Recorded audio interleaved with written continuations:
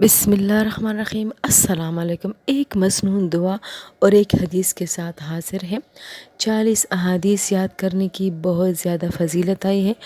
حضور صلی اللہ علیہ وآلہ وسلم نے فرمایا، جو میری امت کے فائدے کے واسطے دین کے کام کی 40 احادیث یاد کرے گا اور لوگوں کو سنائے گا تو قیامت کے دن اللہ تعالیٰ اسے فرمائے گا کہ تو جس دروازے سے چاہے جنت میں داخل ہو۔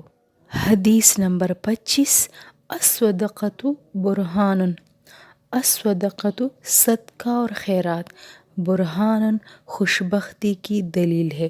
الصدقۃ برہان، صدقہ اور خیرات خوشبختی کی دلیل ہے۔